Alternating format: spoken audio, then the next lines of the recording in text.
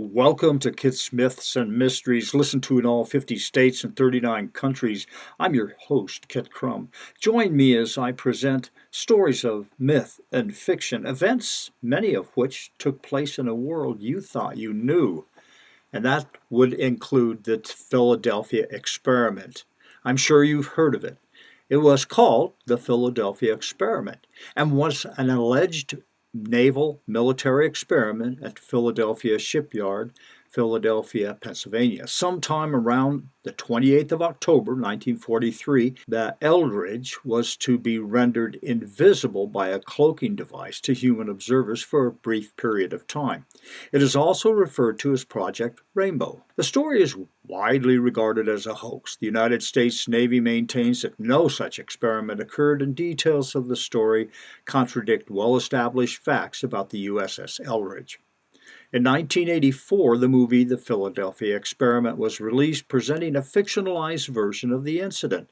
A sequel was filmed in 1993 titled Philadelphia Experiment 2, and in 2012 a made-for-television re-release. In the original movie, it was inferred that the Eldridge vanished, and when it reappeared, most of the crew was to one degree or another fused into the metal, as though the molecular structure of both ship and crew had been disassembled, and when it was put back together, the ship and the crew were mixed.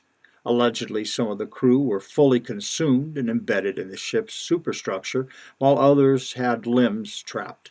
Well, so goes the story. Now, on January 15, 1951, the Eldridge was transferred under the Mutual Defense Assistance Act to Greece, where she served as the Leon D-54. Eventually, the Leon, formerly USS Eldridge, was decommissioned. That was in 1992, and in November of 1999 was sold to the firm VNC Scrap Metal Trading. One of the men employed by the firm spotted two L-shaped pieces of metal and pulled them to give to his son, Desu Patella, who would turn them into bookends.